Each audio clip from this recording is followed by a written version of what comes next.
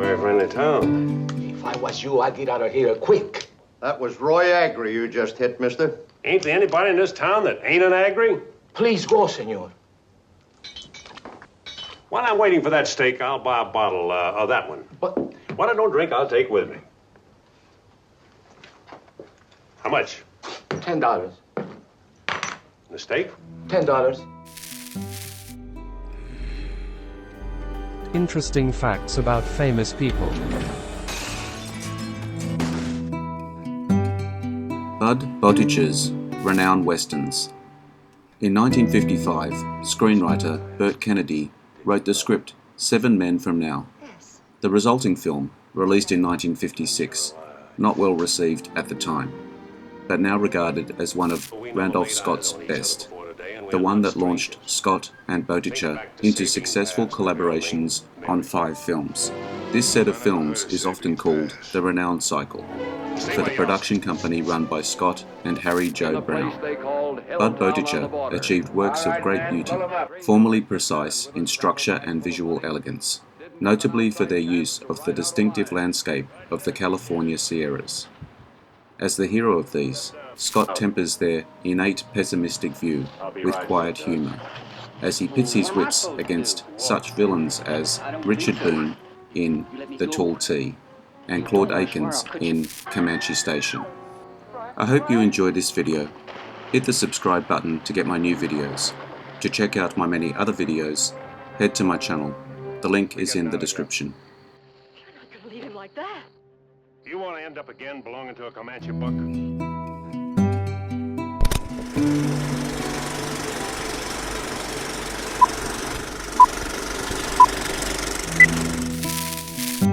The Tall T, 1957, a western directed by Burt Kennedy, starring Randolph Scott, Richard Boone and Maureen O'Sullivan. Adapted by Burt Kennedy from the 1955 short story The Captives by Elmore Leonard, about an independent former ranch foreman who is kidnapped along with an heiress who is being held for ransom by 3 ruthless outlaws. Passing a stagecoach way station on his journey into town, Pat Brennan agrees to return with some candy for the friendly station manager's young son. At a ranch where he once worked, Brennan tried to buy a bull, but is talked into riding one. If he wins, he gets the bull. If he loses, he has to give up his horse. Brennan loses and is forced to walk home carrying his saddle. In 2000, the Tall T was selected for the United States National Film Registry by the Library of Congress as being culturally, historically, or aesthetically significant. Decision at Sundown, 1957, a western, again starring Randolph Scott and directed by Burt Boetticher. Bart Allison and his faithful friend Sam ride into the town of Sundown.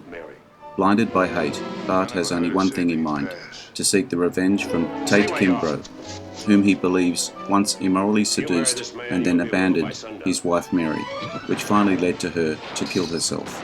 At least, this is the story Allison believes.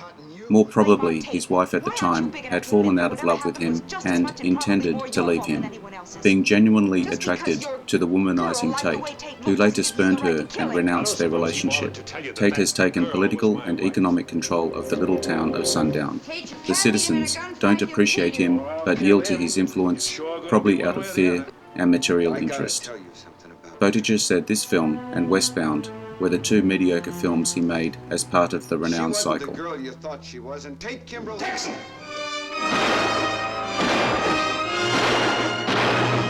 Allison, this what you've been waiting 3 years for?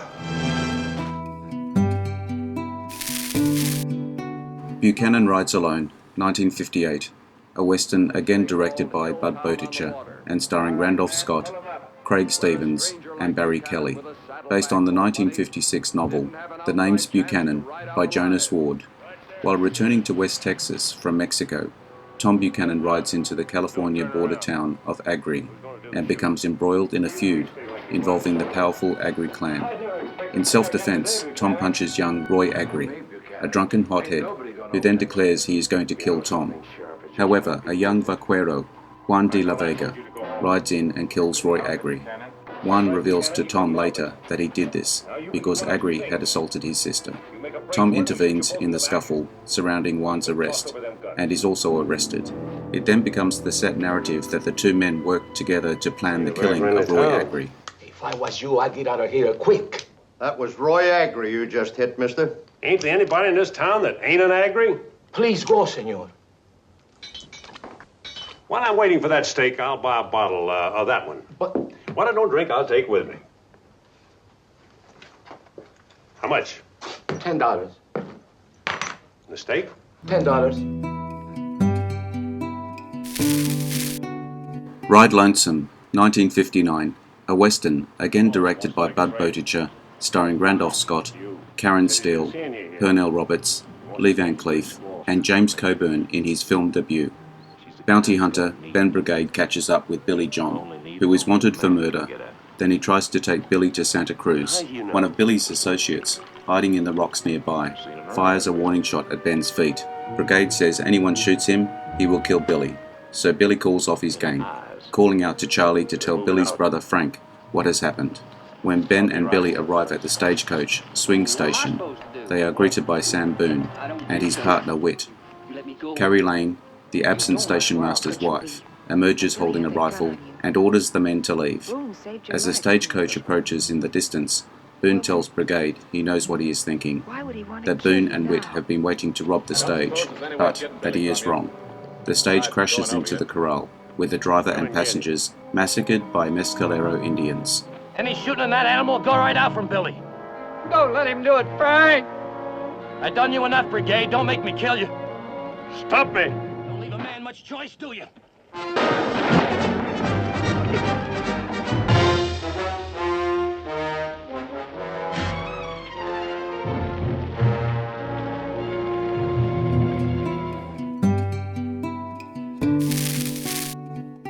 Comanche Station, 1960, a western directed by Burt Kennedy, starring Randolph Scott.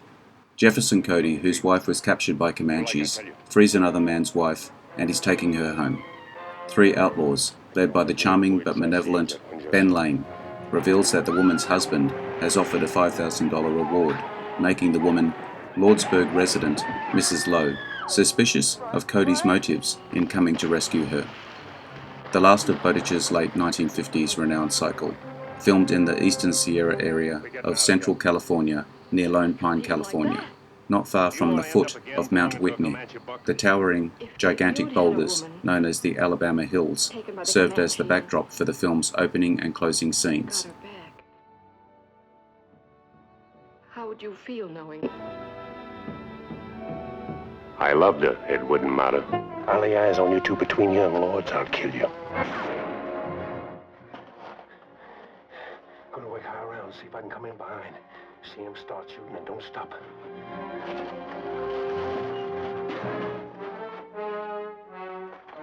Leave. If I spin and do you, I'll get the woman, Cody. I wouldn't try. That's not what I asked.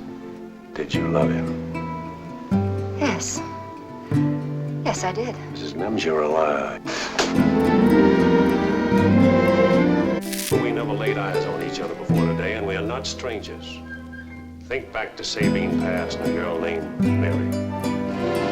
I never heard of Sabine Pass. Stay where you are.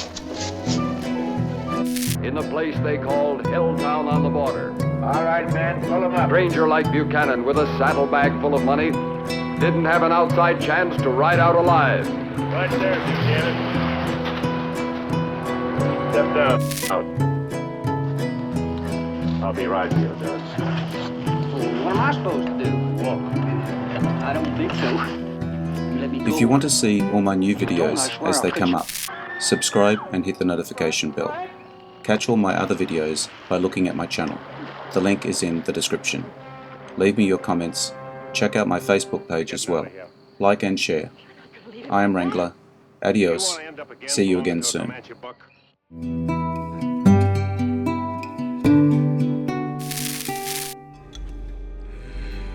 Interesting facts about famous people.